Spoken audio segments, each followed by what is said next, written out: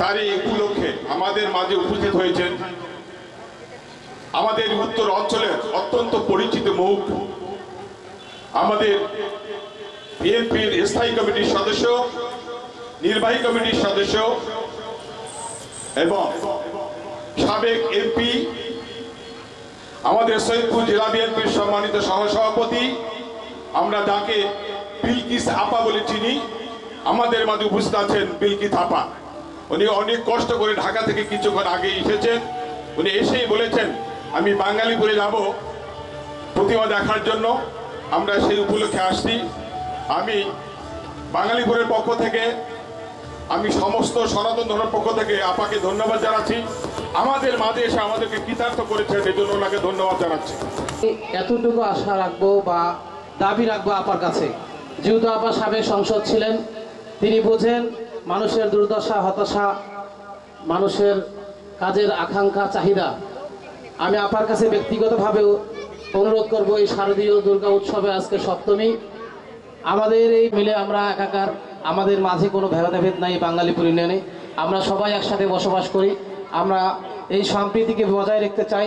এই জন্য আমি আপার কাছে অনুরোধ রাখবো, আপনি যদি আগামী দিনে, যেহেতু সংসারছে, অনেক মন্দিরের কাজ রয়েছে, অনেক দুর্গা মন্দিরের কাজ রয়েছে, জরাজীর্ণ অবস্থায় রয়েছে, সেই মন্দিরগুলো, এই দুর্গা মণ্ডপগুলো আপনি সনজরে বা সুদৃষ্টি দেখবেন।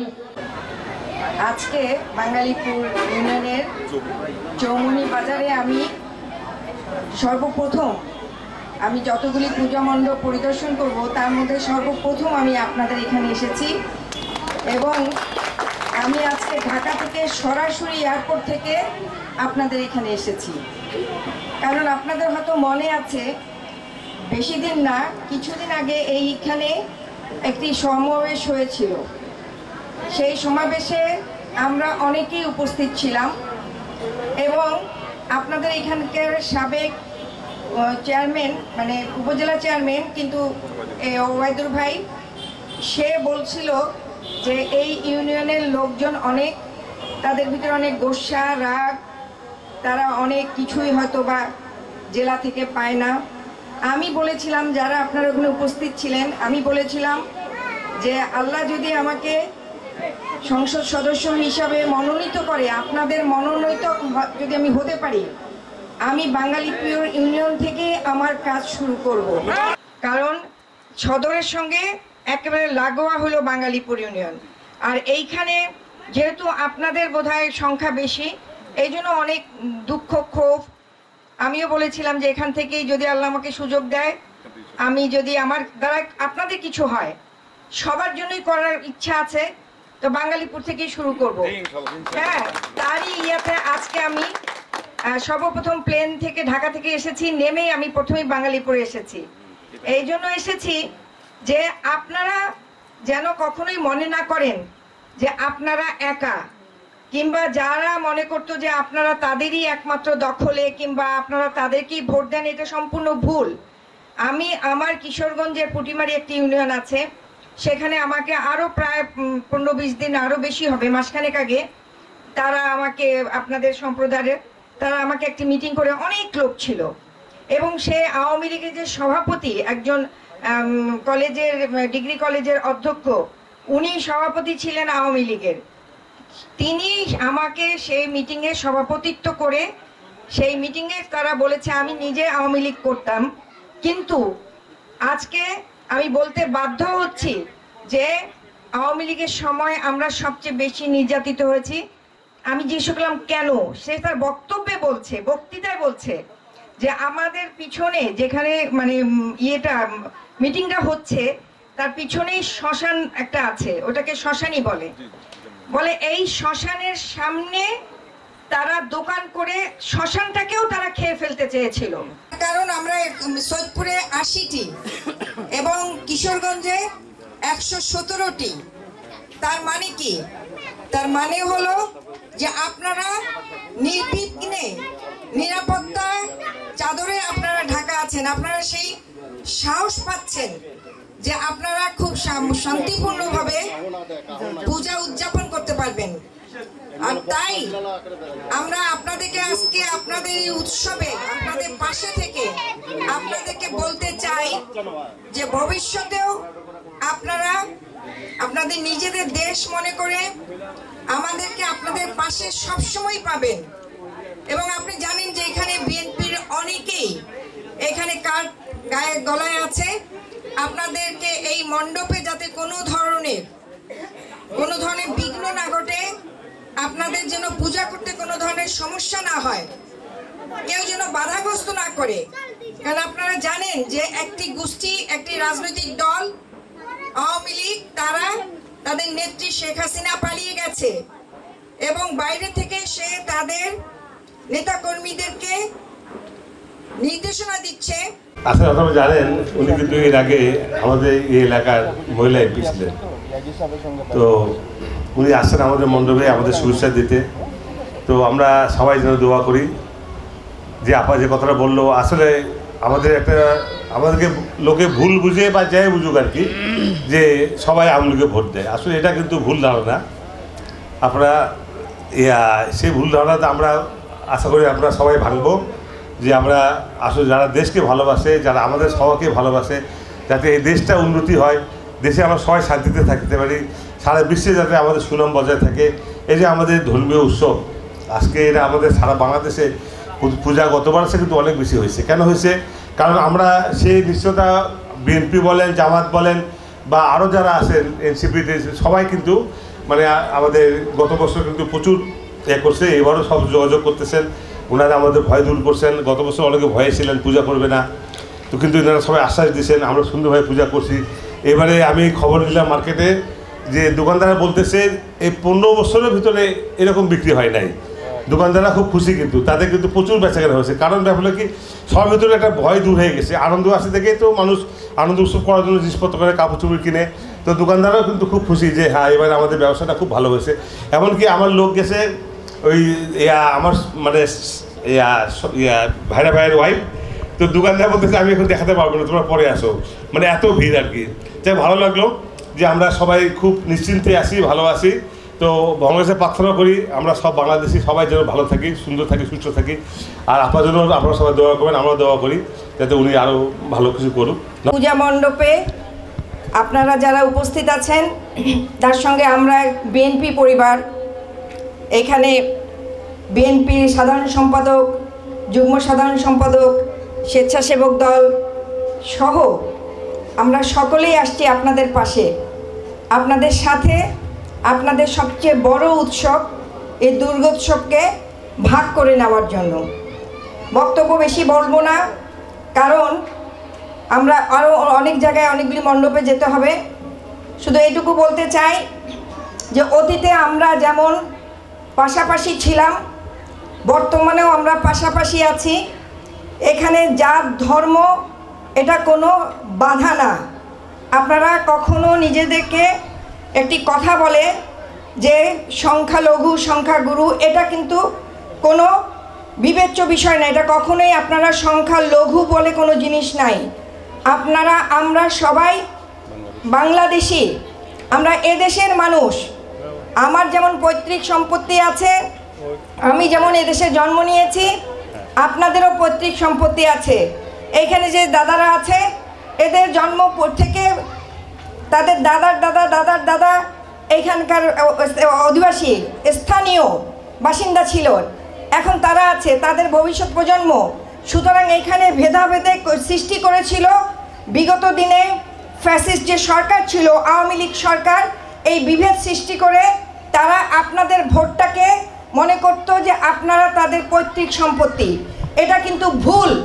কারণ আপনারা যখন বিপদে পড়েন কিংবা আমরা যখন বিপদে পড়ি, পার্শ্ববর্তী পাশের বাড়ি ভাবি, পাশের বাড়ি ভাই, দাদা হিসাবে অবশ্যই আপনারা বসে থাকেন না, অবশ্যই পাশে এসে দাঁড়ান। ঠিক তেমনি আমরাও কিন্তু পাশে এসে দাঁড়াই। তখন কিন্তু আমরা কখনো চিন্তা করি না যে সে হিন্দু, কিংবা আপনারা চিন্তা করেন না আমরা মুসলমান। আমরা মনে করি আপনারা মানুষ, আমরা মানুষ। এই পূজা মণ্ডপে আসার একটি কারণ, সেটি হলো যে আমরা মানে সবাই মিলে যে একসঙ্গে সেই হিন্দুদের ধর্ম উৎসব কিংবা মুসলমানদের যেসব আমাদের উৎসব আছে, সবগুলি যেন আমরা একসঙ্গে পালন করতে পারি। সবাই যে আমরা এক বাংলাদেশি, এটাই হলো তার প্রমাণ। আজকে এই পূজা মণ্ডপে এসে এত রাত, এখন অন্তত 11:30-12টার কাছাকাছি, কিন্তু তারা নিশ্চিন্তে নির্বিঘ্নে এখানে পূজা অর্চন মানে পালন করছে, উৎসব করছে, গান বাজনা করছে, অনেক ছেলেমেয়েরা এখানে, তারপরে বৌদিরা, দাদারা সবাই আছে। যেটি আমরা এর আগে বিশেষ করে গত বছর তাদের ভিতরে যে একটি ভয় ছিল, তার চেয়ে এবারে এই সোদপুরেই শুধু 80টি, মানে গত বছরে যে যত পূজা মণ্ডপ ছিল তার প্রায় কয়েক গুণ বেশি পূজা মণ্ডপ এবারে হয়েছে, এবং কিশোরগঞ্জে 117টি। এতেই বোঝা যায় যে আজকে তারা নিশ্চিন্তভাবে এখানে বসবাস করছে। আমি শুধু বলতে চাই, এখানে যারা আজকে আমাদের ভাইয়েরা আছে, বোনেরা আছে এবং বাচ্চারা আছে, তাদেরকে আমি এইটুকু নিশ্চয়তা দিতে চাই যে আপনারা নিজেদেরকে কখনো দুর্বল মনে করবেন না, কারণ আপনারা এদেশেরই মানুষ, আমরাও এদেশের মানুষ। বাংলাদেশটা আপনার, আমাদের সবার। আমরা কোনো রাজনৈতিক দলের মানে পকেটের জিনিস না, যেটি গত ফ্যাসিস্ট সরকার আওয়ামী লীগ মনে করতো যে হিন্দু মানেই তাদের পকেটের সম্পত্তি, তাদের পৈতৃক সম্পত্তি। এটা যে কতখানি ভুল আপনারা সেটাই প্রমাণ করেছেন। আজকে কিন্তু আপনারা খুব আনন্দ সহকারে, তারা চলে গেছে কিন্তু আপনাদেরকে নিয়ে যায়নি, আপনাদেরকে ফেলে রেখে গেছে বিপদের মুখে। আমি দেখেছি অনেকেই বলেছে আমাদেরকে নিশ্চয়তা দেন। তার অর্থটা কি? তার অর্থ হলো যে আওয়ামী লীগ আপনাদেরকে বোঝানোর চেষ্টা করেছে যে আপনারা একমাত্র আওয়ামী লীগের কাছেই নিরাপদ, কিন্তু আসলে যে কথাটি ঠিক না সেটার প্রমাণ আজকে এই যে এতগুলি পূজা মণ্ডপে পূজা অর্চনা হচ্ছে, আপনারা অনুষ্ঠান করছেন, এত রাত পর্যন্ত জেগে আছেন। এ পর্যন্ত কোনো জায়গায় আমরা শুনি নাই যে আজকে সপ্তমী চলে গেল, অষ্টমী পড়ে গেল, আপনাদের কোথাও কোনো ধরনের অসুবিধা হয়েছে। আপনারা জানেন যে বিএনপি থেকে আমরা প্রত্যেকটি পূজা মণ্ডপে পাহারা দেওয়ার জন্য, সে পাহারা আপনাদের জন্য না। আমরা চাই না যে যারা চলে গেছে তারা নিজেরা কোনো ধরনের এখানে আপনাদের ব্যাঘাত সৃষ্টি করে আমাদের উপরে দোষ দিবে যে তারা নাই বলে আপনারা আজকে নির্বিঘ্নে পূজা করতে পারছেন না। এটার জন্যই কিন্তু আমরা আপনাদের এইখানে নিরাপত্তা জোরদার করা, এমনি তো প্রশাসন আছেই, এবং এই সরকারকেও যেন ব্যর্থ করতে না পারে, এবং আপনারা যেন মনে করেন না কখনো যে আপনারা দুর্বল, আপনারা লঘু সম্প্রদায়। লঘু বলে কোনো জিনিস নাই, কারণ আপনারাও এই দেশেরই জন্ম নিয়েছেন, এদেশেরই বাসিন্দা, এদেশেরই অধিবাসী, আপনি এদেশের ভোটার, আমিও ঠিক তাই। আর সবচেয়ে বড় কথা সেটি হলো আমরা মানব জাতির উপরে কোনো ধর্ম নাই। আপনার গা কাটলে যে রক্ত বের হয়, আমার গা কাটলে একই রক্ত বের হয়। সেই রক্তের মধ্যে লেখা নাই কে হিন্দু, কে মুসলিম, কে বৌদ্ধ, কে খ্রিস্টান। এই জিনিসটা আপনাদেরকে মনে রাখতে হবে যে আমরা কখনো কোনো রাজনৈতিক দলের পকেটের সম্পত্তি না, আমরা এ দেশের সম্পত্তি, আমরা এ দেশের অধিবাসী, যেমন আমি তেমন আপনি।